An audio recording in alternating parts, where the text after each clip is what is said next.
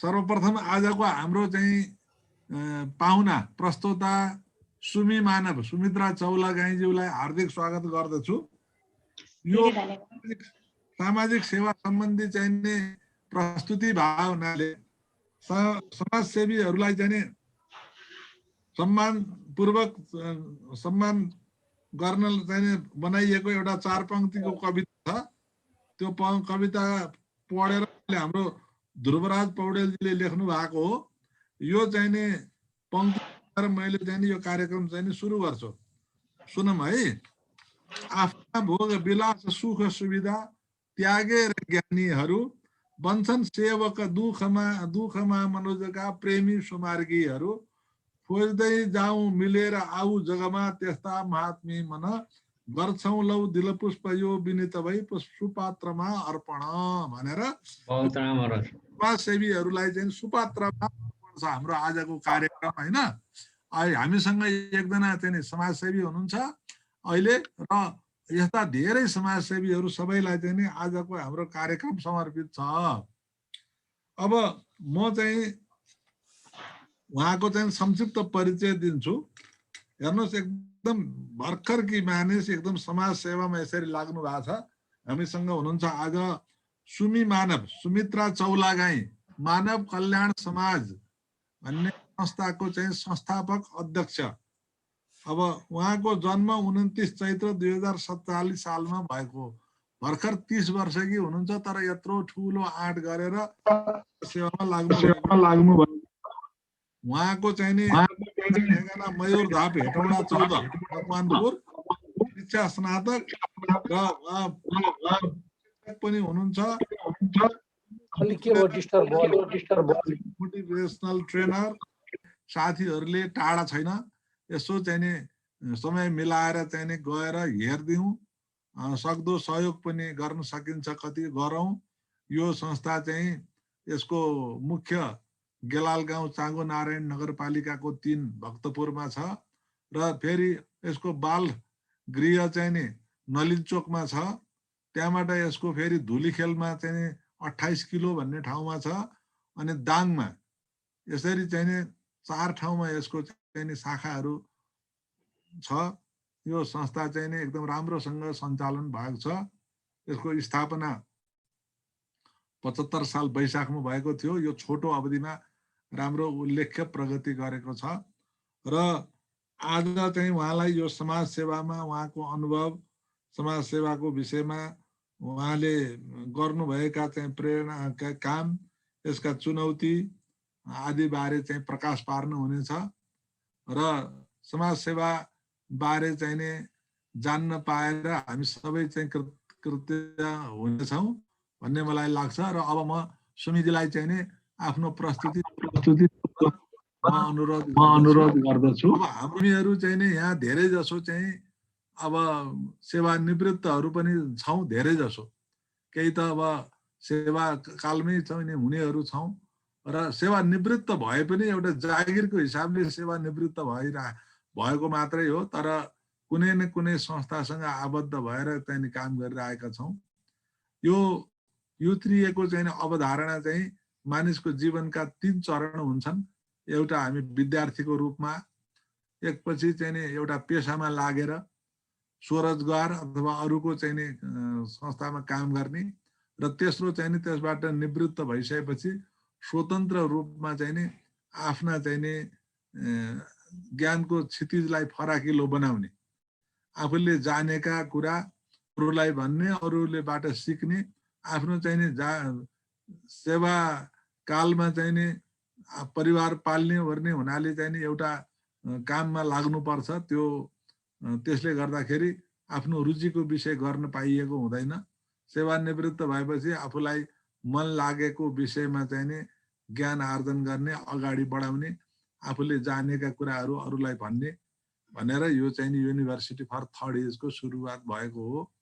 विश्वव्यापी मान्यता यही हो र हामीले यसै अनुसार यो चाहिँ नि कोरोनाको समयमा चाहिँ नि सबै चाहिँ नि बन्दाबन्दी लकडाउन भएपछि अब समय के गर्ने त कसरी सदुपयोग गर्ने भन्दाखेरि हामीमा भएको ज्ञान आदान प्रदान गर्ने हिसाबले यसलाई चाहिँ नि हामीले सुरु गर्यौं र यो चाहिँ यसमा धेरै विषयहरू चाहिँ नै कभर भए। अब यसमा सामाजिक सेवा समावेश भयो, त्यसपछि यसमा धर्म संस्कृतिका कुराहरू चाहिँ समावेश भयो, स्वास्थ्य विषय धेरै, मनोविज्ञानका कुराहरू पनि भए हैन। अब साहित्यका कुराहरू पनि भए, गीत नाटक सब आदि विषयहरूमा भए। सबै चाहिँ नि विषयहरू चाहिँ नि उपयोगी मानेका विषयहरू हामीले यसमा समावेश गरेर विभिन्न विद्वान यसको विषयमा चाहिँ नि ज्ञाताहरूबाट उहाँका अनुभवहरू, ज्ञानका कुराहरू सुन्न पायौँ। यसले चाहिँ नि सबैलाई लाभान्वित गराएको छ। र त्यसै सिलसिलामा आज चाहिँ नि यहाँको अनुभव सुनौँ भनेर हामीले यहाँलाई निमन्त्रणा गर्यौँ, यहाँले स्वीकार गरिदिनु भयो र त्यसको लागि चाहिँ नि पुनः धन्यवाद दिएर अब यो कार्यक्रमलाई चाहिँ अगाडि बढाउन ल सुमिजीलाई म अनुरोध गर्छु। हस् ल, अब यहाँको समय चाहिँ नि 40 मिनट जति यहाँ। नमस्कार नमस्कार नमस्कार। भनिन्छ श्रद्धाले झुकेको शिर, प्रेमले भरिएको नयन, सत्यसँग जोडिएको जिब्रो, सेवा गरिरहेको हात, सत्मार्गमा लागेको पाउ अनि मुस्कुराइरहेको ओठ। हामी मानवलाई मात्र होइन, भगवानलाई, परमात्मालाई, ईश्वरलाई पनि मनपर्छ। त्यसैले सबैजनाले पुनः नमस्कार मुस्कुराउँदै भनिदिनु होला। नमस्कार। यसो छ, अहिले सबै अनम्युट हुनुहुन्छ, त्यसले गर्दाखेरि म्युट हुनुहुन्छ, सबै सुनिदैन। नमस्कार भनिसक्नुभयो। हजुर, धन्यवाद। म सुमी मानव, सुमित्रा चौलागाई, मानव कल्याण समाज सेवाघर केन्द्रीय कार्यालय भक्तपुर र अहिले शाखा कार्यालय दाङबाट यहाँहरूको माझमा उपस्थित छु। सुरुवातमा त मेरा अत्यन्त आदरणीय अभिभावक आदरणीय बुवा रामबाबु नेपालज्यूमा हार्दिक नमन। त्यसै गरी आज यो प्रोग्राममा मलाई जोडिनको लागि संयोजनकारी भूमिका निर्वाह गर्नुहुने आदरणीय अति आदरणीय सुवर्ण कर्माचार्य शर्मा पनि हृदयदेखि नै नमन अर्पण गर्न चाहन्छु। आज भाग्यमानी महसुस मैले यो कारणले गरिरहेको छु कि जुन टिमको बीचमा रहेर म बोलिरहेको छु, सबैजना ज्येष्ठ हुनुहुन्छ, मेरा अत्यन्त आदरणीय अभिभावकज्यूहरू हुनुहुन्छ। आज मैले आफ्नो शुभ भाव राख्ने भन्दा पनि यहाँहरूको आशीर्वाद मैले प्राप्त गरिरहेको महसुस गरिरहेको छु। जसले पनि यो मिटिङमा इन्भल्भ भएर यतिखेर आशीर्वाद वर्षाइरहनु भएको छ, सबैजनालाई हृदयदेखि नै म नमन अर्पण गर्न चाहन्छु।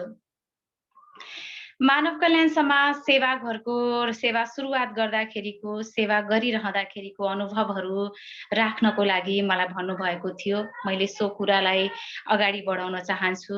मानव कल्याण समाज सेवाघर, जसलाई हामीले आश्रम भन्दा पनि बढी सेवाघर भन्ने गर्छौँ, जहाँ सेवा दिनेको पनि आफ्नै घरको महसुस होस्, सेवा लिनेले पनि म आफ्नै घरमा बसेर सेवा लिइरहेको छु भन्ने महसुस होस् भन्ने लागेर हामीले सेवाघर भन्यौँ। हुन त आश्रमको शब्दको अर्थ यति व्यापक, यति सुन्दर, यति राम्रो छ, तर समय अनुसार आश्रम भन्ने शब्द बाढी यो चिजबाट नै अलिकति निराशापन फैलिएको जस्तो विभिन्न ज्येष्ठ नागरिकहरूसँग रहँदा, आमा बुवाहरूसँग रहँदा हामीलाई महसुस भयो।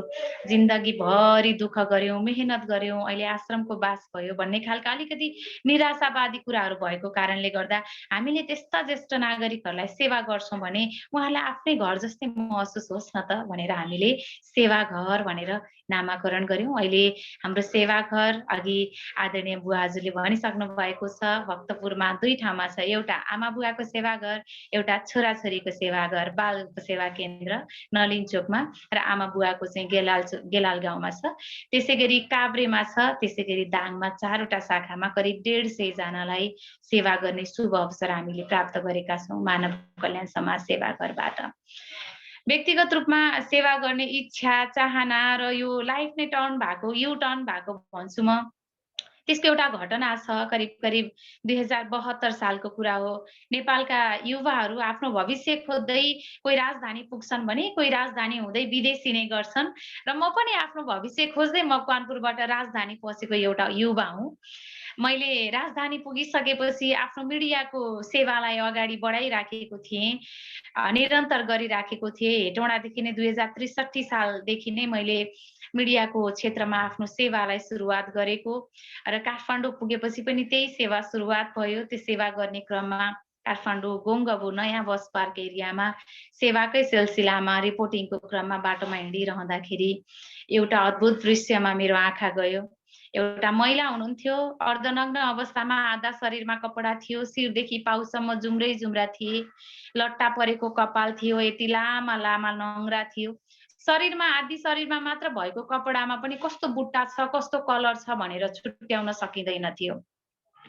त्यो अवस्थाको महिलालाई देख्ने बित्तिकै मेरो नजर त्यतैतिर तानियो। त्यसपछि अलि नजिक गएर मैले उहाँसँग गफ गर्न खोजेँ। म पछाडिपट्टि थिएँ। जाँदाखेरि अर्को एउटा दृश्यले मलाई अझै धेरै त्रसित बनायो भन्नुपर्छ। उहाँ चाहिँ हेर्दाखेरि सजिलै 2-4 वर्षदेखि बेवारिसी हुनुहुन्छ, सडकमै आफ्नो जीवन बिताइरहनु भएको छ जस्तो लाग्छ। तर उहाँ करिब म महिला भएकै कारणले गर्दा मैले अनुमान लगाउन सकेँ उहाँ 8-9 महिनाको गर्भवती हुनुहुन्थ्यो। त्यो दृश्य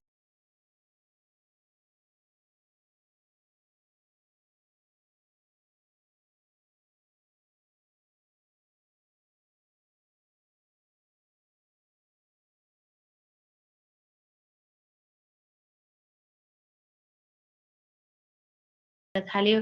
त्यसपछि मैले विभिन्न ठाउँहरूमा, विभिन्न आश्रमहरूमा ज्येष्ठ नागरिकहरूलाई सेवा गर्ने, मनोसामाजिक समस्या भएका व्यक्तिहरूलाई रिहेबिलिटेसन गर्ने खालका सङ्घ संस्थाहरूमा डुल्ने, जाने, हेर्ने त्यस्ता खालका व्यक्तिहरूसँग नजिक हुने अनि उहाँहरूसँग गफ गर्ने, के खानेकुराहरू खान दिनेसम्म भएँ म। पहिला उहाँहरूलाई देख्ने बित्तिकै डर लाग्थ्यो, अलि पर भागेर हिँड्ने गरिन्थ्यो भने अब नजिक हिँड्न थालेँ। बिस्तारै अरू सङ्घ संस्थाहरू जसले बेवारिसीको क्षेत्रमा काम गर्नुहुन्छ उहाँहरूसँग प्रत्यक्ष अप्रत्यक्ष रूपमा नै सँगसँगै लागेर विभिन्न प्रोग्रामहरू जुन क्षेत्रमा मेरो अलिकति दक्षता थियो त्यो क्षेत्रबाट मैले किन सपोर्ट नगर्ने भन्ने लागेर त्यो खालको सपोर्टहरू गर्न सकिन्छ कि भनेर म तानिएँ त्यतातिर।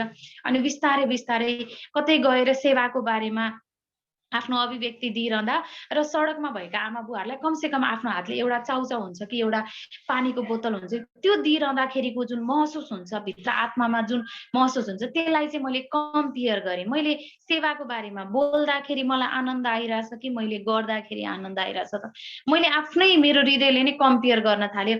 त्यो कम्पेयर गर्दा अभियसली मैले केही दिँदा पो मलाई आनन्द आउँदो रहेछ, मलाई अझै धेरै आनन्द आउँदो रहेछ। माध्यम पनि चाहिन्छ सेवा गर्नलाई, तर आफै इन्भल्भ गर्नुको सेवाको त्यो आनन्द नै अर्कै रहेछ भन्ने कता हृदयमा महसुस हुन थाल्यो। त्यसपछिबाट सडकमा भएका आमा बुवालाई सुरुवात गरियो। प्रत्येक दिनको साँझ 6:30 बजेबाट चाहिँ स्कुटरको अगाडि करिब 25 प्याकेट मोमो प्याक गर्ने भाँडामा तातो भोजन तयार गर्ने, राख्ने अनि त्यसपछि 6:30 बजेपछि 7:30-8 बजेसम्म करिब सडकमा भएका आमा बुवाहरूलाई भोजन खुवाउने अभियान सुरु गरेँ। स्वयं आफैले काठमाडौँ, ललितपुर, भक्तपुर उपत्यकाको 3 जिल्लालाई मैले टोटल रिसर्च गरेँ, भिडियोहरू, फोटोहरू लिने के कस्तो छ सडक मानवको अवस्था अनि 3 जिल्लामा कुन लेभलबाट बेवारिसी मानवको क्षेत्रमा काम भएको छ त भनेर रिसर्च गर्ने। त्यसपछि 3वटै जिल्लामा त्यसरी खोज तलास गर्दा भक्तपुरमा चाहिँ सडक मानव छन् तर कुनै पनि सङ्घ संस्था छैन अथवा कुनै पनि निकायले त्यहाँ बेवारिसीको क्षेत्रमा काम गरेको छैन भन्ने निर्क्युल निकालिसकेपछि त्यहाँको सरकारी निकायहरूमा गैर सरकारी निकायहरूमा गएर बुझिसकेपछि जहाँ सेवा भएको छैन त्यहीँबाट सुरुवात गर्नुपर्छ भन्ने लाग्यो र सडकमा भोजन खुवाउने अभियान काठमाडौँबाट सरेर भक्तपुरमा पुग्यो। भक्तपुरमा महिनौसम्म त्यो अभियान 74 साल मङ्सिर महिनादेखि त्यो अभियान चल्यो। मङ्सिर, पुस, माघ, फागुनसम्म त्यो अभियान चल्यो। 4 महिना चलिरहँदा धेरैजना हामी जस्तै युवाहरू अनि हजुर जस्तै ज्येष्ठहरू जस्तै हामीलाई सपोर्ट गर्न थाल्नुभयो। हल्ला खल्ला भयो, साँझ सडक मानवलाई खाना खुवाउने गरिएको रहेछ भनेर अनि धेरै व्यक्तिहरू जोडिसकेपछि एक दिन त्यही व्यक्तिहरूको बिचमा मैले आफैले एउटा मिटिङ राखेँ।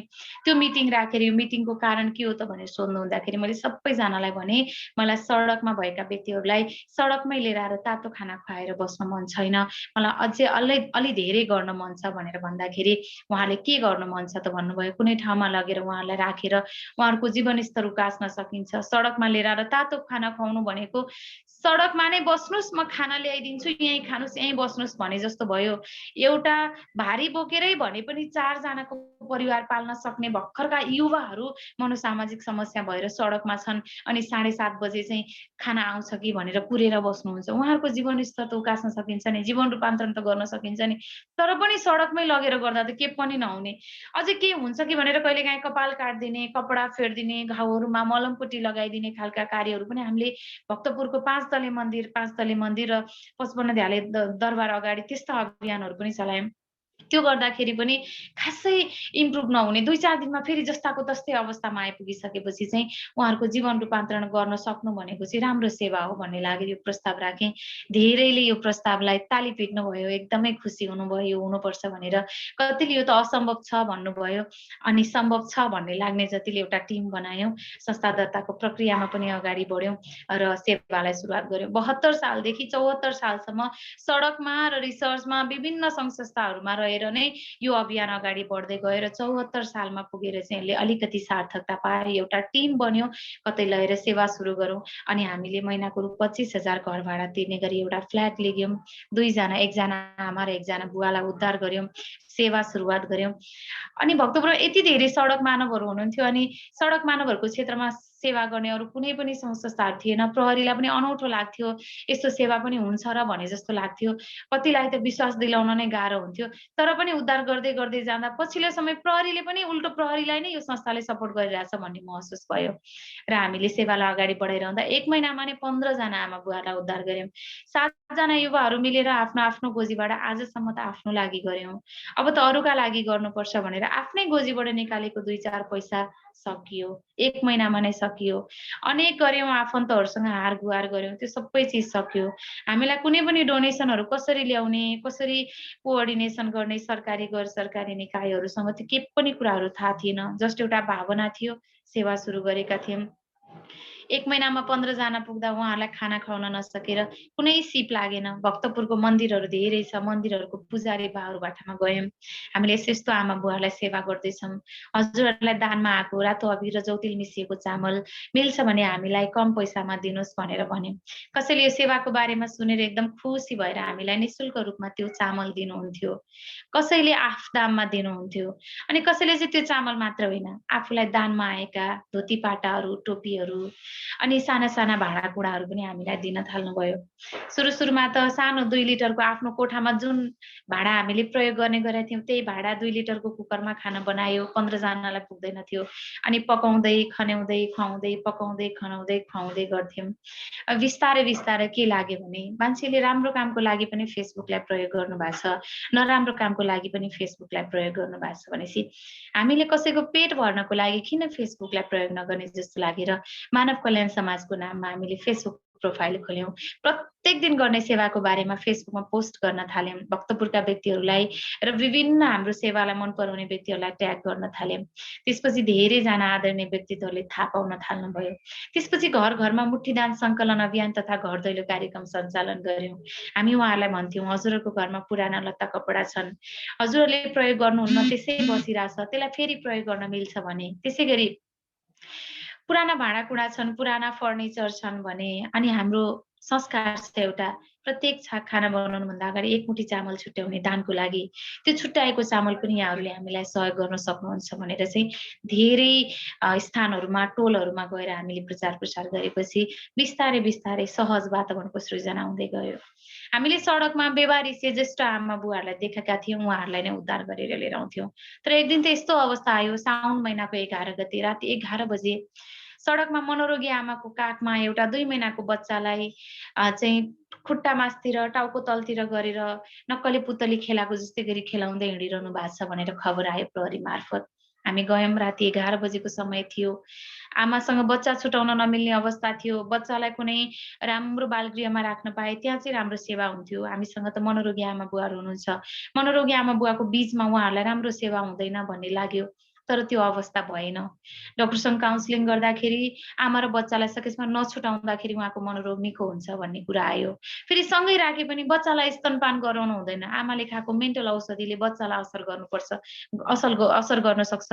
दुध चाहिँ छुटाउनु पर्छ तर आमा र बच्चालाई चाहिँ छुटाउनु हुन्न भन्ने खालका कुराहरू आए र हामीले त्यो अवस्थामा ती बच्चीलाई लिएर आएर राख्यौँ, उसको पास्ने गर्यौँ। भक्तपुरकै सेवा घरमै केन्द्रीय कार्यालयमै बिस्तारै बिस्तारै त्यस्ता खालका व्यवहारिसे छोराछोरीहरू जो झाडीमा फालिएका छन्, नालीमा फालिएका छन्। एउटा 15 वर्षको केटी किशोरी चाहिँ आफ्नै सौतेलो बुवाबाट चाहिँ रेफमा परेर चाहिँ बच्चा जन्मेर सडकमा छन्। प्रहरी थाना अगाडि बाबालाई चाहिँ अब सौतेलो बाउलाई चाहिँ जेल हालियो। अब त्यो बच्चा र आमाको अलपत्र भयो। यस्ता धेरै खालका केसहरू आउन थालेर बिस्तारै उद्धार गर्दै गयौँ। धेरैले हामीलाई भन्नुहुन्थ्यो के छ स्वार्थ, के पाउनुहुन्छ यसबाट भनेर भन्नुहुन्थ्यो। एउटा व्यक्ति जसलाई सडकमा हुँदाखेरि शिरदेखि पाउसम्म जुम्रे जुम्रा लट्टा परेको कपाल, जट्टा परेको दारी, यति लामा लामा नङ्ग्रा, शरीरमा भएको कपडामा कस्तो बुट्टा छ, कस्तो कलर छ थाहा छैन, आफ्नो नाम थर ठेगाना थाहा छैन, कहाँ जाने कहाँ नजाने, के खाने के नखाने, के बोल्ने के नबोल्ने, के गर्नुहुन्छ के गर्नु हुँदैन त्यस्तोसम्म थाहा हुँदैन। लिएर आएर फर्स्ट अफ अल हामीले सरसफाइ गर्छौँ। सेकेन्डमा खाना नाना र छानाको व्यवस्थापन गर्छौँ। त्यसपछि 3 नम्बरमा स्वास्थ्य उपचारको व्यवस्था गर्छौँ। 4 नम्बरमा उहाँहरूको परिवार खोजेर परिवारमा पुनर्मिलन गर्ने प्रयास गर्छौँ। परिवारमा पुनर्मिलन हुन नसकेका सशक्त व्यक्तिहरूलाई सिप सिकाउँछौँ। मोमबत्ती बनाउने तालिम, धूप बनाउने तालिम, खादा बनाउने तालिम, टोपी बुन्ने तालिम, टपरी गाँच्ने तालिम, बत्ती काट्ने तालिम। त्यो पुनर्मिलन हुन नसकेको सशक्त व्यक्तिहरूलाई सिप सिकाएर आत्मनिर्भर बनाउने प्रयास गर्यौँ। अनि पुनर्मिलन हुन पनि नसकेको तर उहाँ अशक्त पनि हुनुहुन्छ, केही गर्न सक्नुहुन्न, जस्तो साना साना छोराछोरीहरू हुनुहुन्छ भने उहाँहरूको लौरी छोरीको सहारा बन्ने एउटा प्रतिबद्धता हामीले व्यक्त गरेर यो अभियानमा अगाडि बढ्दै जाँदा अनौपचारिक रूपमा 3 वर्ष भयो, अनौपचारिक रूपमा 4 वर्ष भयो र औपचारिक रूपमा 3 वर्ष यो सेवा अगाडि बढिरहँदाखेरि हामीले करिब करिब 250 जनालाई नयाँ जीवन दिन सफल भएछौँ। त्यो बीचमा खुसीको कुरा, त्यस्तो अवस्थाबाट लिएर आएको व्यक्तिले पहिला त हामीलाई गाली गर्नुहुन्छ। त्यो गाली त अहिले हामीलाई एकदम आशीर्वाद जस्तो लाग्न थालिसक्यो। हामीले नै टेक्न दिएको लौरीले हामीलाई नै घाइते बनाइदिनुहुन्छ कतिले त। हामी नै हस्पिटलाइज हुन परेको अवस्था पनि छ। अनि त्यसपछि हाम्रो सेवा घरमा चाहिँ उहाँलाई थुनेर राखे जस्तो हुन्छ सुरुमा चाहिँ, किनभने यत्र तत्र सर्वत्र डुलेर हिँडिरहेको बानी हुन्छ अनि भाग्न खोज्नुहुन्छ। त्यो अवस्थाबाट पनि हामीले भाग्नु भयो भने पनि फेरि फर्काएर ल्याउने, भाग्ने अवस्थालाई सृजना हुने नदिने खालका वातावरणहरू सृजना गर्छौँ, सेवा गर्छौँ। बिस्तारै बिस्तारै उहाँहरूलाई हामीमाथि विश्वास हुन्छ अनि हामीलाई नै छोरी बहिनी चेली भनेर साइनो लगाउन थाल्नुहुन्छ। त्यति मात्र होइन, एक दिन यस्तो दिन आउँछ उहाँहरू आफ्नै मुखले भन्नुहुन्छ कि मेरो परिवार फलानु ठाउँमा छ, म यो कारणले गर्दा बेवारिसे भएँ अथवा मनोरोगी भएँ, मलाई मेरो परिवारसँग मिलन गराइदिनुहोस् भन्नुहुन्छ। अनि हामीले प्रहरी मार्फत, स्थानीय सरकार मार्फत उहाँको परिवारलाई झिकाएर अनि हाम्रै सेवा घरको आँगनमा उहाँलाई आफ्नो परिवारमा पुनर्मिलन गराउँदाखेरिको क्षण यति आनन्दको क्षण हुन्छ त्यो कि त्यसको कुनै सीमा नै छैन। त्यो आनन्दको नशा छ हामीलाई। त्यो कारणले गर्दाखेरि नै हामी आज यो सेवामा खुसी भएर लागेका छौँ। तर यही सेवाको अर्को दुःखद पाटो पनि छ। सेवा सुरुवात गरिरहँदा भक्तपुरबाट सुरुवात भएको सेवामा काठमाडौँ उपत्यकामै भएका हाम्रा धेरै आफन्तहरूले हामीलाई फर्केर हेर्नुहुन्न थियो। सँगै हिजो सहपाठी भएर काम गरेका साथीभाइहरूलाई हामीलाई देखेपछि घिन लाग्थ्यो। विभिन्न इभेन्टहरूमा भेट हुन्थ्यो तर हामीसँग उहाँहरूलाई बोल्न मन लाग्दैन थियो। बिस्तारै यो सेवा गर्दै जाँदाखेरि हाम्रो परिवारबाट पनि हामी अपहेलित भयौँ। विभिन्न इभेन्ट हुन्थ्यो परिवारमा तर हामीलाई निमन्त्रणा आउँदैन थियो। त्यो खालको अवस्थाहरू हुँदाखेरि चाहिँ अत्यन्तै दुःख पीडा हुन्थ्यो। साँच्चै नै गर्न नहुने काम गरेको हो त हामीले जस्तो लाग्थ्यो। तर पनि कता कता यत्रो आमा बुवाको आशीर्वाद पाएका छौँ हामीले, यो आशीर्वादले पनि हामीलाई अगाडि बढाउँछ भन्ने लाग्थ्यो र सेवामा अगाडि बढ्थ्यौँ।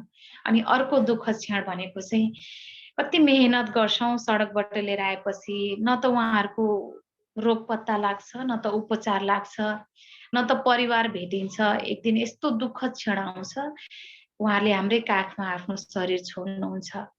हामीले चाहेर नचाहेर उहाँहरूलाई अन्तिम बिदाई गर्नुपर्ने हुन्छ। अहिलेसम्म 25 जना आमा बुवाहरूलाई हामीले बिदाई गर्यौँ छोराछोरी बनेर प्रहरीको सहयोगमा। यो हाम्रो लागि अत्यन्त दुःखद क्षण हो। हाम्रो एकदमै ठुलो चाहना हुन्छ कि उहाँहरूलाई सकेसम्म उहाँहरूको परिवारमा भेट गराउँ र परिवारमा भेट भएन, परिवार नै रहेनछ भने पनि हाम्रै परिवारलाई उहाँहरूले आफ्नो परिवार सम्झेर बस्न सक्नुहोस् भन्ने हाम्रो चाहना हुँदाहुँदै उहाँहरूको जीवनको अन्त्य हुन्छ। यो हाम्रो लागि अत्यन्त दुःखद क्षण हो।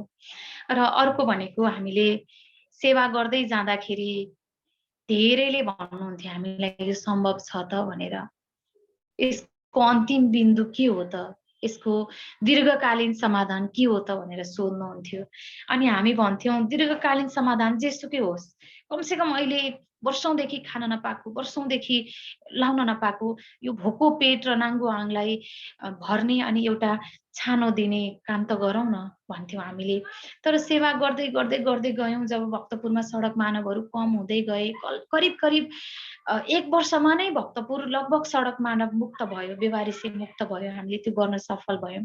करिब 150 जनालाई उद्धार गरेपछि गत वर्षको 76 सालको दशैं अगाडि हामीले 29 दिने अभियान चलायौँ।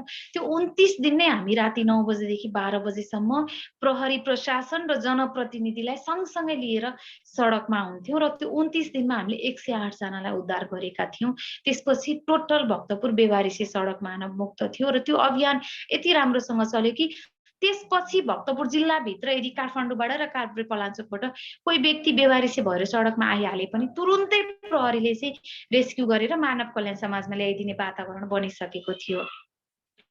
त्यो अवस्था सृजना भइसक्दाखेरि चाहिँ हामीलाई लाग्यो ओहो यो त सधैँ सडकबाट उठाएर मात्रै समाधान त हुन्न रहेछ, सडकमा त आइरहनु हुँदो रहेछ, फेरि यसको अन्तिम समाधान त चाहिने रहेछ भन्ने महसुस भइसकेपछि अनि हामीले खोज्न थाल्यौँ। फेरि अर्को खोजको सुरुवात भयो। त्यो खोजको सुरुवात भनेको मान्छे सडकमा किन आउँछन्? पहिलो प्रश्न, सडकमा आएका मध्ये करिब करिब 90% व्यक्तिहरू किन मनोरोगी हुन्छन्? दोस्रो प्रश्न र अर्को, परिवार भएर पनि शारीरिक रूपमा अशक्त अपाङ्गता भएका व्यक्तिहरू स्वैच्छिक रूपमा किन सडकमा आउँछन्? शारीरिक अपाङ्गता भएका व्यक्तिहरू परिवार भएर पनि स्वैच्छिक रूपमा सडकमा आएको अथवा बेवारिसी भएको हामीले धेरै पाइसकेपछि त्यसको खोज गर्न थाल्यौँ। त्यसको खोज गरिरहँदाखेरि कोही व्यक्ति मनोरोगी भइसकेपछि नै परिवारले मनोरोगलाई ठुलो हाउगुजीको रूपमा लिएर सडकमा आउनु हुँदो रहेछ। अब यसको त उपचार छैन भनेर परिवारले माया मार्ने, परिवार र समाजबाट परित्यक्त हुने। त्यसपछि अर्को भनेको चाहिँ अपाङ्गता भएका व्यक्तिहरू चाहिँ म अपाङ्ग छु भने मेरो परिवारको किन बोझ बन्ने भन्ने खालको हुँदो रहेछ। र सडकमा आएपछि मनोरोगी हुने अवस्थाको अत्यन्तै हृदय विदारक परिस्थिति हुँदो रहेछ। एकजना दिदी जो 34 वर्षको हुनुहुन्थ्यो, उहाँलाई लिएर आयौँ, हामीले सेवा गर्यौँ, उद्धार गर्यौँ। 4 महिनामा उहाँ निको हुनुभयो। निको भइसकेपछि उहाँले आफ्नो बारेमा सबै कुरा बताउनु भयो, तर बिन्ती छ मेरो परिवारको बारेमा मलाई नबताउनुस्, म परिवारमा जान चाहन्न भन्नुभयो। त्यसपछि हामीले सोध्यौँ तपाईँ पहिलेदेखि मनोरोगी हुनुहुन्थ्यो कि तपाईँ सडकमा आएपछि मनोरोगी हुनुभयो भनेर सोद्धाखेरि उहाँले भन्नुभयो यदि म मनोरोगी नभएको भए, सडकमा आएपछि मनोरोगी भएको हुँ, म पहिल्यै मनोरोगी भएको होइन, म घरेलु हिंसामा परेर पारिवारिक हिंसामा परेर मैले आफ्नो परिवार छोडेर सडकमा आएँ। म सडकमा आएको 3 दिनदेखि नै मैले आफ्नो होस गुमाएँ, मैले चाहेर होस गुमाएँ भन्नुभयो। अचम्म लाग्यो। अनि सोध्यौँ कसरी किन भन्दाखेरि यदि मैले मेरो होस नगुमाएको भए, सडकमा आएपछि म मनोरोगी नभएको भए म आजसम्म जिउँदो हुँदैन थिएँ, म मरिसक्थेँ। त्यो खालको अभिव्यक्ति उहाँले दिनुहुँदाखेरि आङजुरुङ्ग हुन्थ्यो। एकजना आमा हुनुहुन्थ्यो जो लगभग 65 वर्ष जतिको हुनुहुन्थ्यो। उहाँलाई रात्रिकालीन समयमा प्रहरीले भेटिसकेपछि हामीलाई खबर गर्नुभयो र हामीले उद्धार गरेर लिएर आउँदाखेरि म नलजाइकन यहाँहरू माझ भन्छु, त्यो एकदमै हृदय विदारक दृश्य आज पनि आँखामा छ मेरो। उहाँलाई हामीले समाएर ल्याउन खोज्दाखेरि उहाँ केही डिप्रेसनमा हुनुहुन्थ्यो, तर केही बुझ्नुहुन्थ्यो। हामीले पत्ता लगायौँ। उहाँले भन्नुभयो मलाई नछुनुस्, म महिनावारी भएको छु भनेर भन्नुभयो। उहाँलाई हामीले जबरजस्ती गरेर लिएर आयौँ। लिएर आउँदाखेरि मेरो हातमा उहाँले टोक दिनु भएको थियो। कति समय मैले हात चलाउन नसक्ने अवस्थामा पनि थिएँ। पछि गएर उहाँ निको हुनुभयो। उहाँले आफ्नो त्यो दुःखदायी कुराहरू सुनाउनु हुँदाखेरि धेरै आँसु बगेका थिए हाम्रा पनि र आमाको पनि। आज सडक सुरक्षाको लागि भनेर सरकारले करोडौं लगानी गरेको छ, तर आज भर्खरका युवा युवतीहरू मात्र होइन, यस्ता 60, 65, 70 वर्षका वृद्ध आमाहरू पनि हाम्रो सडकमा सुरक्षित हुनुहुन्न। साह्रै दुःख लाग्छ यस्तो कुराहरू आफैले महसुस गर्नुपर्दा अनि त्यस्तो आमाहरूसँग प्रत्यक्ष भेट भएर यसरी कुरा गरिरहँदाखेरि त्यस्ता धेरै आमाहरू हुनुहुन्छ जो अहिले हामीसँग हुनुहुन्छ। सडकमा आएर मनोरोगी नभएको भए म बाँच्दैन थिएँ भनेर आफ्ना कुराहरू राख्नुहुन्छ। यो विभिन्न परिस्थितिहरूबाट हामी सेवामा अगाडि बढिरहेका छौँ र यो अवस्थासम्म आएर हजुरहरू जस्ता अति आदरणीय व्यक्तित्वहरूको भावना शुभावनालाई शुभ आशीर्वचनलाई सँगाल्दै आज यहाँसम्म आइपुग्न पाउँदाखेरि अत्यन्त खुसी लागेको छ। एउटा भनाइ पनि छ, एक्लै आउने हो एक्लै जाने हो, कमाएको धन सम्पत्ति कसले लाने हो, जिजु गए बाजे गए गए भन्जु भाइ, हामी पनि जाने हो त्यही बाटो समाए, हामी पनि जाने हो त्यही बाटो समाए। यो जिन्दगीले कुन पललाई अन्तिम मान्छ, कुन क्षणलाई अन्तिम मान्छ त्यो हामी कसैलाई पनि थाहा छैन। भोलि बिहानको सूर्योदय यो आँखाले हेर्न पाउँछ पाउँदैन थाहा छैन। यो मनमुटुमा भएको प्रेमलाई भरे साँझ आफ्नो परिवारसँग बाँड्न पाइन्छ पाइँदैन थाहा छैन। हाम्रो लागि प्रत्येक क्षण अन्तिम रहेछ, प्रत्येक पल अन्तिम रहेछ। त्यसैले हरेक पललाई हरेक क्षणलाई सेवामय बनाएर अगाडि बढ्ने हाम्रो ठुलो लक्ष्य छ। यो लक्ष्यमा हामी अगाडि बढिरहेका छौँ। मैले आदरणीय रामबाबु बुवालाई देखिरहेको छु। यदि मेरो समय सकिएको छ भने हात उठाएर इसारा गरिदिनु हुनको लागि म सादर निवेदन गर्न चाहन्छु। र यो 5 बीचमा मिनट छ, 5 मिनट छ, 5 मिनट छ। हजुर, यो बीचमा मैले यहाँलाई धेरै सेवाका कुराहरू सुनाएँ। अब सेवा सम्बन्धी नै एउटा भजन पनि यहाँलाई सुनाउँछु, हुन्छ? हात हुन्छ, उठाइदिनु पर्दैन। हुन्छ, हुन्छ, हुन्छ, हुन्छ।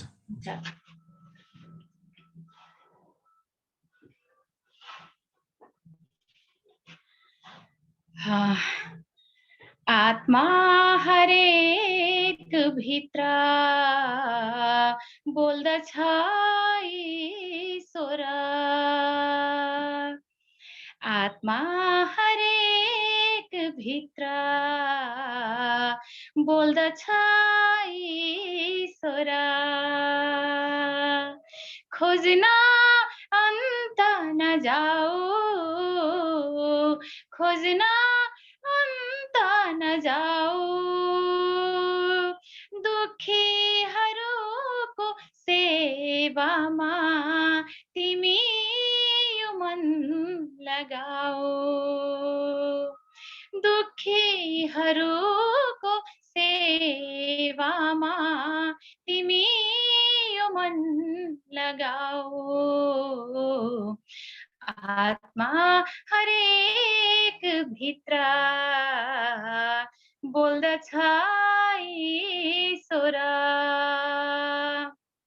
कुनै जात ठुलो र सानो हुँदैन, ठुलो हुन्छ मनले त्यो धनले हुँदैन, कुनै जात ठुलो र सानो हुँदैन, ठुलो हुन्छ मनले त्यो धनले हुँदैन, सबको रगतमा उही रातो रङ्ग, सबको रगतमा उही रातो रङ्ग, बगेको छ उस्तै तरङ्ग, आत्मा हरेक भित्र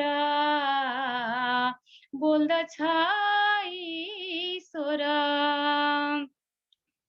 परधर्म सेवामा जब लाग्छ यो मन, तिमीलाई ईश्वरले दिन्छन् अरू धन, परधर्म सेवामा जब लाग्छ यो मन, तिमीलाई ईश्वरले दिन्छन् अरू धन, तिमीबाट सुख यो हट्दैन कहिल्यै, लुकाएर राख्दा यो बढ्दैन कहिल्यै, आत्मा हरेक भित्र बोल्दछ ईश्वर,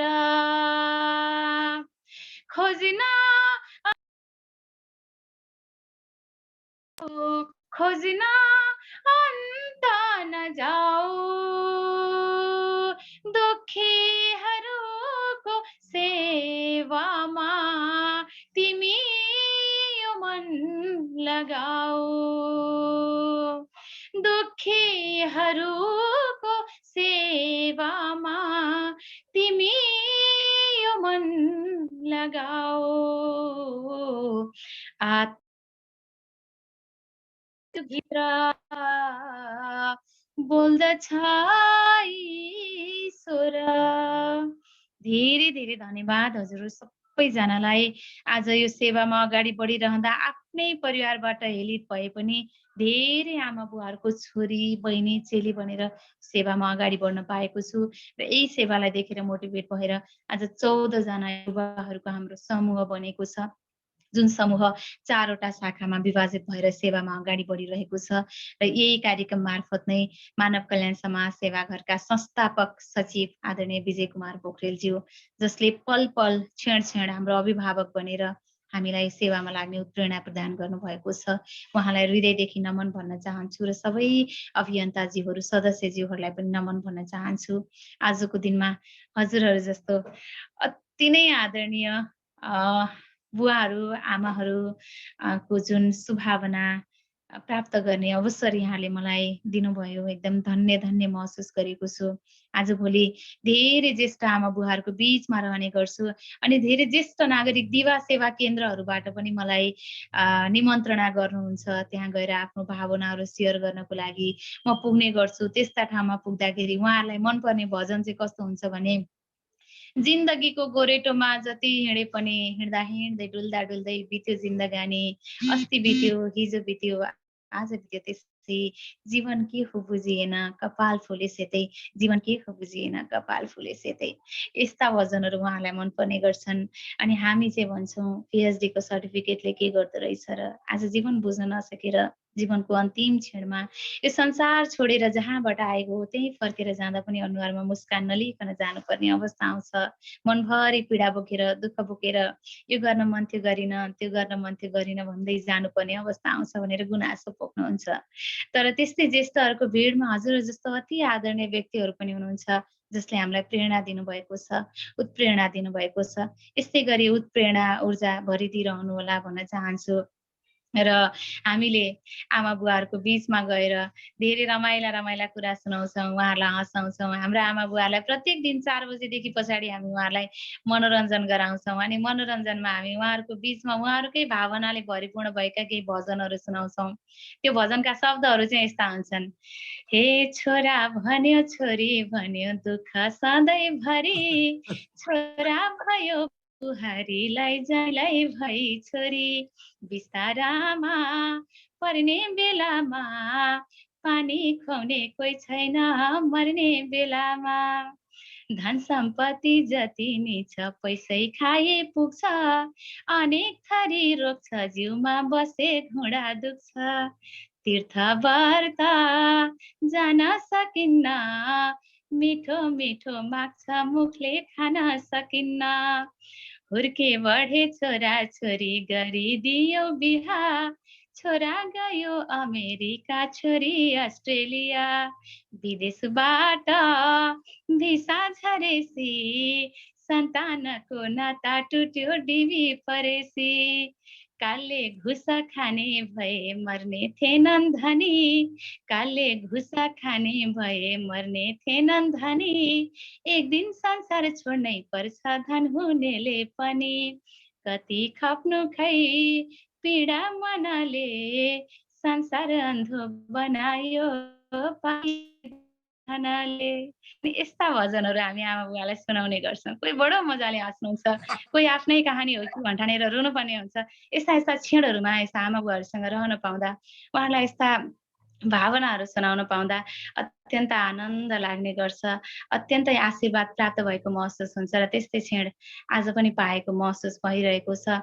यहाँहरू सबैजनालाई फेरि पनि म हृदयदेखि नै नमन अर्पण गर्न चाहन्छु र यहाँहरूको तर्फबाट केही जिज्ञासाहरू छन्, केही सुझावहरू छन्, केही आशीर्वचनहरू छन् भने सो पनि राखिदिन हुनको लागि म अनुरोध गर्दैछु। मानव कल्याण समाज भक्तपुरमा, काभ्रेमा, भक्तपुरमै 2टा शाखा र दाङमा छ। मलाई सम्पर्क नम्बरहरू मागिरहनु भएको छ। म तुरुन्त च्याटमा जान नसकेको कारणले गर्दा म यहाँलाई धन्यवाद भन्न चाहन्छु आदरणीय बुवालाई र यहाँले सम्पर्क गर्न सक्नुहुने कुरा जानकारी गराउँदै अहिलेको लागि भने यहाँहरू सबैबाट म ओजेल पर्न चाहन्छु। हस्, धेरै धन्यवाद। व्यस्त रहनुहोला, स्वस्थ रहनुहोला, मस्त रहनुहोला। जय मानव कल्याण। ल सुमिदिलाई धेरै धेरै धन्यवाद। अब साथीहरूको चाहिँ नि कुनै जिज्ञासाहरू छ भने अब उहाँलाई राख्नुपर्ने आफ्नो चाहिने सुझाव अथवा उहाँको प्रश्न छ भने अब राखौँ। अब यहाँ च्याट बक्समा हात उठाउनु भएपछि ल अब हाम्रा चाहिने सिनियर सरहरूको केही छ कि लौ अब उमेरमा सानो भए पनि उहाँ धेरै विदुषी हुनुहुँदो रहेछ। उहाँलाई धेरै आभार व्यक्त गर्दछु र यस्तो महान कार्यमा यसरी दत्तचित्त भएर लाग्नु भएको रहेछ। त्यो अब त्यसको प्रशंसा गर्ने कुनै शब्दै छैन मसँग त है। अब हामीले यसो सम्पर्क गर्न चाह्यौँ भने चाहिँ नम्बर चाहिँ अब सरले हालिदिइहाल्नुहुन्छ होइन। हालिदिइसकेको छु कहिलेकाहीँ त्यो संस्थामा भिजिट गर्नु पर्यो भने कहाँ कसरी जाने हो त्यो अलिकति आइडिया पायो भने हुन्थ्यो हैन। ल मैले भनिदिन्छु त्यो संस्थामा जानलाई सजिलो छ हैन। हजुर संस्थामा चाहिँ जानलाई चाहिँ नि भक्तपुर गएर झौखेल हुँदै अलिकति अगाडि गएपछि चाँगु नारायण नगरपालिकाको चाहिँ वडा नम्बर 3 कार्यालयबाट अलिकति अगाडि गएपछि त्यो उत्तरतिर लागेपछि जागृति नगर लागेर अनि त्यो ओह्रालो चाहिँ सकेर फेरि उकालो चढ्ने बित्तिकै चाहिँ नि आउँछ त्यहाँ गेलाल गाउँ भनेपछि हुन्छ। चाँगु नारायण नगरपालिका वडा नम्बर 3 कार्यालयको मैले आज पहिलेबाट छ मानव सेवा आश्रम भन्ने त्यो बेग्लै छ हेटौडामा। यो चाहिँ नि गेलाल गाउँ चाँगु नारायण नगरपालिका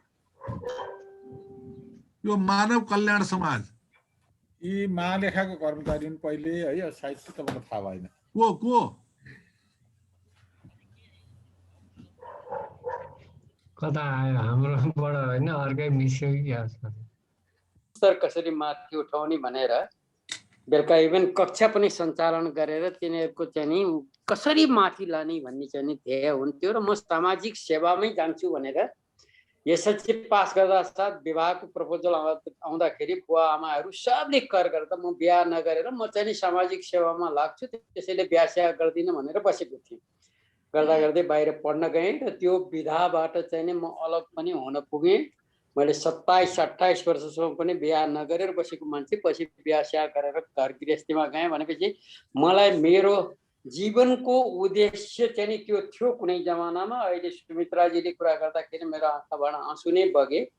उहाँ बडो म यसलाई धार्मिक कार्य भन्दिनँ, उहाँले मानवको सेवा गरेर मदर टेरेसाको चाहिँ नि अभियान जस्तै उहाँले चलाउनु भएको छ। एउटा त्यो मैले चिनेको अर्को एकजना पुष्पा बस्नेतजी जो मेरो सालीको छोरी र उहाँहरूसँगै सोसियल वर्क पढेको हो है। सेन्ट जेभियर्स कलेजमा पढ्दाखेरि मेरो सालीको छोरीले आइएससी गरेर कि डक्टर पनि केही इन्जिनियर भन्दाखेरि उसले पनि यस्तै घटनाहरू घटेको देखेपछि पुष्पा बस्नेत र ऊ दुईजनाले चाहिँ नि सोसियल वर्क पढे र पुष्पा बस्नेतले जेलका केटाकेटीहरूलाई ल्याएर चाहिँ नि यहाँ काम सुरु गरिन् भनेदेखि कि मेरो सालीको छोरी गएर चाहिँ नि अहिले न्युयोर्कमा बसेर काम गरेकी छन्। तर भियतनाम, बङ्गलादेश र चाहिँ नि इन्डोनेसियाका बच्चाहरूलाई कसरी चाहिँ नि यो गलत लतबाट चाहिँ नि छुटकारा गराउने भनेर टोब्याको फ्री चिल्ड्रेन भनेर चाहिँ नि त्यो संस्थामा काम गरेका छन्। भनेदेखि चाहिँ नि यस्तै काम गर्ने सुमित्रा बहिनीको काम देखेर चाहिँ नि म एकदम मेरो आँखाबाट आँसु नै बगेर म उहाँको चाहिँ नि सराहना गर्ने शब्दहरू मसँग शब्दहरू नै छैन। त्योभन्दा नि बढ्ता उहाँ एकदम कवि हृदयको मानव हृदय मात्र होइन इभन कवितात्मक रूपमा चाहिँ नि आफ्नो कार्यलाई र समाजको चाहिँ नि संवेदनालाई व्यक्त गर्ने चाहिँ नि देख्दाखेरि चाहिँ नि उहाँ यो राष्ट्रको एउटा रत्न नै हो। तर हामी जस्ता चाहिँ नि बुढापाका मान्छेले मात्रै होइन सबैले उहाँलाई चाहिँ नि सहयोग गर्नुपर्दछ। कुनै समय आउला म पनि आफ्नै सकेको सहयोग चाहिँ नि उहाँलाई प्रदान गरौँला कुनै दिन, त्यो आफ्नो ठाउँमा छ। र यति नै भनेर म अहिले चाहिँ नि बिदा हुन चाहन्छु हजुर। अनि अब अरू चाहिँ नि साथीहरूको भक्तराज सर चाहिँ व्यस्त हुनुहुन्छ। अरू महन्त सरको केही छ कि? सर कालमान सर हजुर एकदम महन्त सर हजुर सुमीजीलाई धेरै धेरै धन्यवाद। हजुर नमस्ते सबैजनालाई। एकदमै त्यो अघिना दामोदर सरले भन्नुभएको जस्तै म पनि एकदम भाव विह्वल भएर सुनिरहेको थिएँ। यसको अब मैले पनि थोरै काम चाहिँ नेपालगञ्जमा हुँदाखेरि गरेका थियौँ, तर त्यो चाहिँ त्यति राम्रोसँग गर्न सकिएन। यद्यपि हामीले चाहिँ 1-1.5 वर्षसम्म चाहिँ बालबालिकाको आश्रम बनाउँदाखेरि कति दुःख हुँदो रहेछ भन्ने कुरा चाहिँ मलाई महसुस छ। त्यस कारणले गर्दाखेरि कसरी चलाइरह्यो होला, के भइरह्यो होला भन्ने चाहिँ मलाई खुल्दुली लागिरहेको थियो। अब यो फोरम एउटा चाहिँ अब हामी भनौँ न धेरै जसो चाहिँ यहाँ अब रिटायर्डवालाहरू छन्। अब सुमिजीले यस्तो राम्रो काम गरिराख्दाखेरि चाहिँ हाम्रो तर्फबाट उहाँलाई चाहिँ के सहयोग गर्न सकिन्छ त्यो एउटा प्रतिबद्धता चाहिन्छ जस्तो मलाई चाहिँ मनमा आइराखेको थियो। भलै सानै भए पनि हामीले के गर्न सकिन्छ त्यो चाहिँ गर्दा राम्रो हुन्छ कि जस्तो लाग्छ। उहाँको त्यो काम, उहाँको त्यो लगनशीलतालाई त शब्दले व्यक्त गर्न गाह्रै हुन्छ। फेरि एकपटक चाहिँ एकदम धेरै धेरै धन्यवाद, एकदमै सम्मान गर्न चाहन्छु। हस् धेरै धन्यवाद, धेरै धन्यवाद।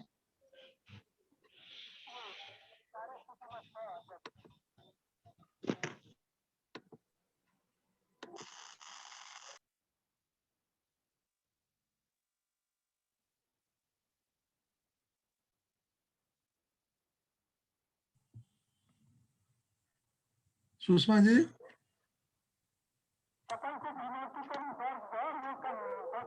कालमान सर पनि केही बोल्नु। गुप्त सर, गुप्त बहादुर सर हुनुहुन्छ? हेलो सुषमा जी।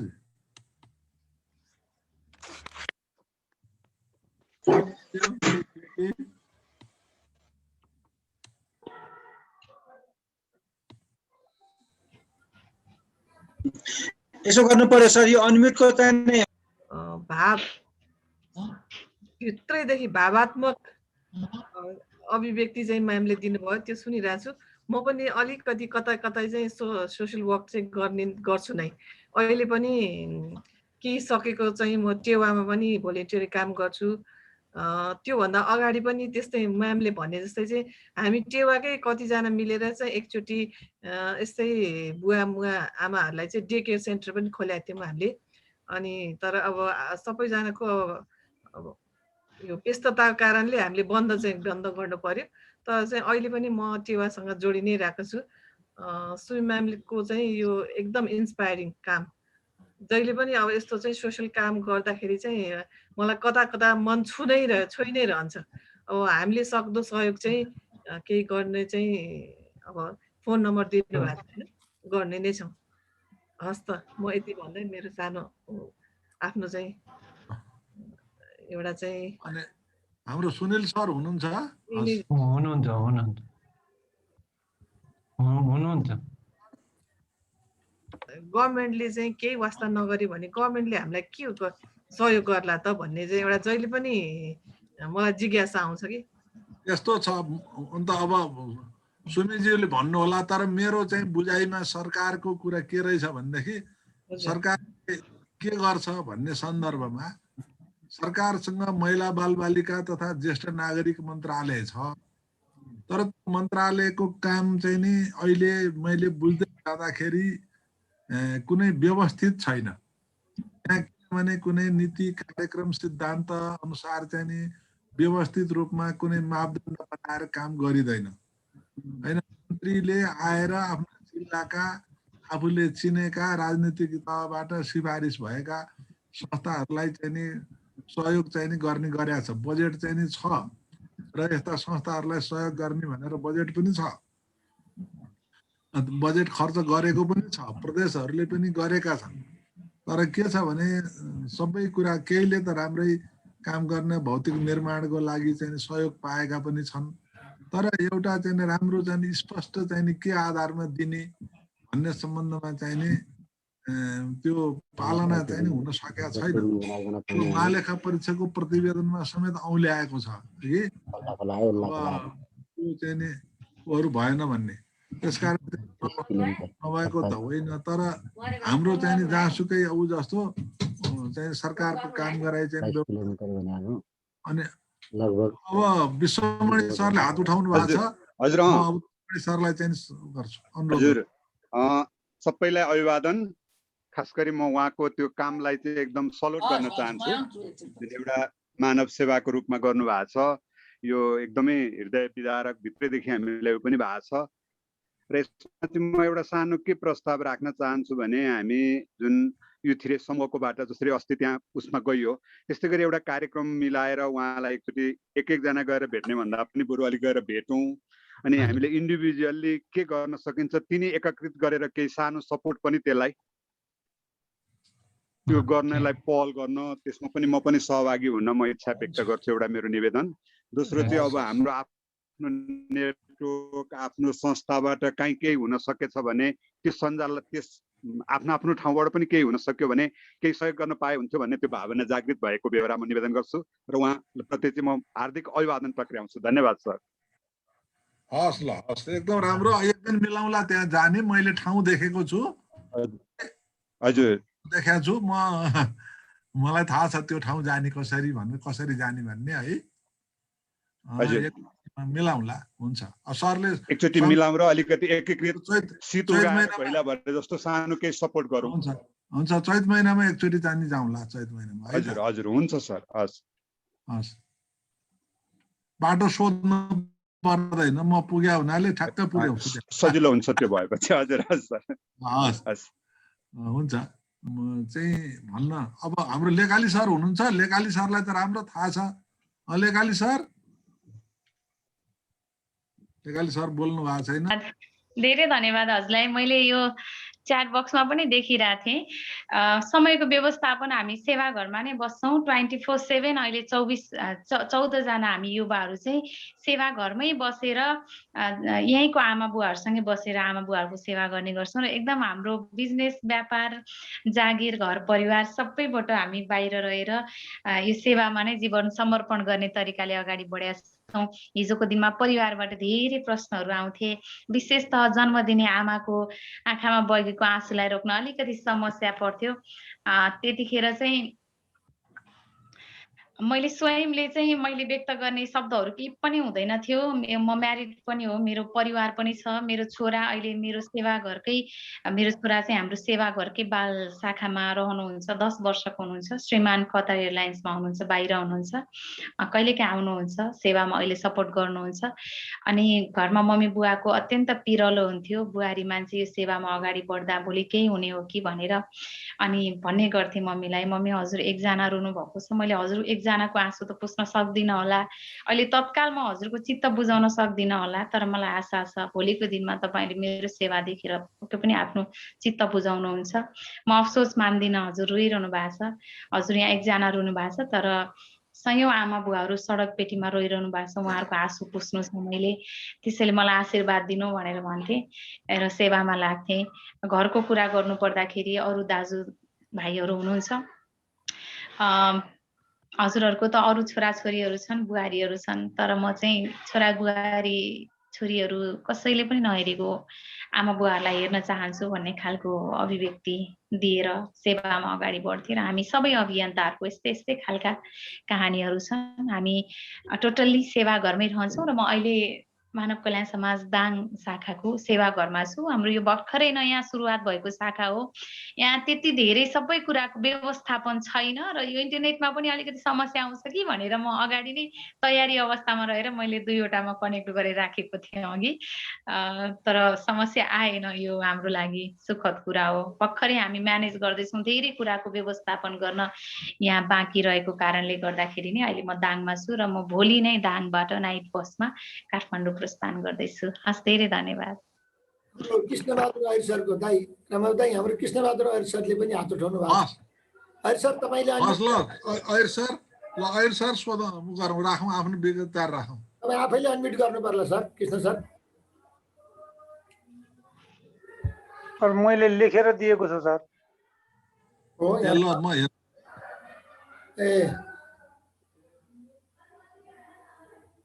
हजुर यहाँले लेख्नु भएको रहेछ, मैले पढ्छु।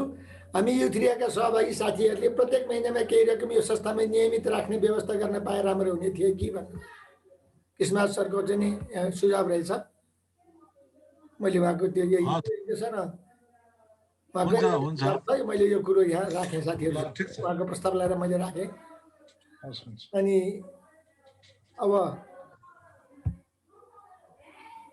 अब दाइको कुरा के राख्नु होला नि दाइ? हेलो, अब मैले सबभन्दा पहिला त अब सुमीजीलाई चाहिँ नि यसरी आफ्नो विचारहरू राखिदिनु भयो, एकदम सबैलाई चाहिँ भाव विह्वल बनाउनु भयो, त्यसको लागि उहाँलाई चाहिँ धेरै धेरै धन्यवाद। उहाँको कामको चाहिँ हार्दिक प्रशंसा र उहाँको यो कर्म अझै चाहिँ बढ्दै जाओस्, यस कृति बढ्दै जाओस् र यो संस्थाकोले सफलताको शिखर चुमोस्, राम्रो चाहिँ एकदम सामाजिक संस्थाको रूपमा यसको ख्याति फैलियोस् भन्ने शुभकामना दिन चाहन्छु हामी सबैको तर्फबाट। मैले सामाजिक सेवा संस्थाहरू चाहिँ नि धेरै त के अब केही हेर्ने अवसर मिल्यो। अब त्यो चाहिँ नि देख्दाखेरि के लाग्यो भनेदेखि हामीहरूको समाजमा कस्तो छ चाहिँ नि सानो चाहिँ नि कुराको लागि आफ्नै दाजुभाइसँग झगडा गरेका छन्, बाबुआमासँग झगडा गरेका छन् भने एकातिर उहाँहरूले आफ्नो सबै सुख त्यागेर चाहिँ नि अरूको लागि समर्पित भएर लाग्नु भएको छ। जो कहिले देखेको थिएन, जो कहिले चिनेको थिएन, त्यो मान्छेको लागि भनेर उहाँहरूले जीव ज्यान दिएर लाग्नु भएको छ। उहाँहरूलाई चाहिँ नि ल्याएर मात्रै पुग्दैन। मैले त चाहिँ कस्तोसम्म देखाएको छु भने जसलाई ल्याएर राख्यो त्यसैले झम्टिन आउँछ आफूलाई, होइन? मानसिक रोगी छ, अब त्यसैको स्याहार सुसार गर, अनि भोलि कुन बेला आफ्नो टाउका त्यसले हिर्काउँछ भन्ने पनि थाहा हुँदैन। त्यस्तो किसिमको चाहिँ अवस्थामा पनि उहाँहरूले त्यो कुनै चाहिँ नि राग द्वेष ईर्ष्या केही नराखिकन, कुनै फलको आशा नराखिकन निरन्तर त्यस्ता मानिसहरूलाई सेवा गरिरहनु भएको छ कि। यस्ता संस्थाहरू चाहिँ नि यस्ता चाहिँ समाजसेवीहरू हुनुहुन्छ जसले चाहिँ नि अब मानिसले चाहिँ नि सोच्दै नसकेका किसिमका कष्टहरू भोगेर आफ्नो सुख सुविधा सबै त्यागेर अरूको लागि चाहिँ बाँच्नु भएको छ, त्यसैमा आनन्द लिनु भएको छ, त्यसैलाई आफ्नो लक्ष्य बनाउनु भएको छ हगि। अब हामीले विभिन्न प्रकारका सामाजिक संस्थाहरू, अब अपाङ्गहरूसँग सम्बन्धित, बालबालिकासँग सम्बन्धित, त्यहाँबाट यी चाहिँ नि हिंसामा परेका महिलाहरूसँग सम्बन्धित विभिन्न संस्थाहरू, अब र केही चाहिँ नि अलग अलग उद्देश्य, अलग अलग किसिमका केही सबै चिजहरू यस्ता सबै बालबच्चा पनि छन्, बुढाबुढी पनि छन्, मानसिक सन्तुलन गुमाएकाहरू पनि हुनुहुन्छ। सबैलाई चाहिँ नि उहाँहरूले मिलाएर राख्नु भएको छ कार्य छ। किनभने कोही बालकलाई मात्रै हेर्ने कि अब बालकलाई मात्रै हेर्ने चाहिँ नि दिनदिनै बालक हुर्कँदै जान्छन्, खर्च जुटाउनु बाहेक अरू ठुलो समस्या छैन। मैले कति संस्थाहरू देखेको छु, बच्चाहरू दिनका दिन ठुला भएर गएका छन्, आफ्नो जतन गर्ने सक्ने भएको छन्, तिनीहरूलाई राम्रो शिक्षा दीक्षा दिएपछि त्यो काम धेरै चाहिँ नि खर्चको हिसाबले जुटाउन गाह्रो होला, तर व्यवस्थापनको हिसाबले गाह्रो छैन तिनीहरूलाई। तर अब बुढाबुढी मानसिक रोगीहरू पाल्नेहरूलाई चाहिँ नि हरेक दिन चाहिँ नि समस्या छ, हरेक दिन कुन बेला हुन्छ, कसलाई कति औषधि, त्यसलाई सम्झेर औषधि पनि खुवाइदिनु पर्यो, त्यसलाई चाहिँ नि शौचालय पनि आफैले समातेर लैजानु पर्यो, बसाल्नु पर्यो, खान नजान्नेलाई चम्चाले चाहिँ नि खुवाइदिनु पर्यो। यस्तो किसिमको चाहिँ नि कामहरू गर्नुपर्ने चाहिँ कठिन परिस्थितिमा पनि कुनै झर्को नमानिकन उहाँहरूले यसरी चाहिँ नि उहाँहरूको सेवा गरिरहनु भएको छ, होइन? अब पूर्व मेचीदेखि पश्चिम महाकालीसम्मका केही संस्थाहरू हामीले हेर्ने अवसर पायौँ। उहाँहरूले गरेको दुःख धेरै नै प्रशंसनीय छ। अरूको लागि चाहिँ नि जीवनलाई साँच्चै नै सार्थक बनाउनु भएको छ।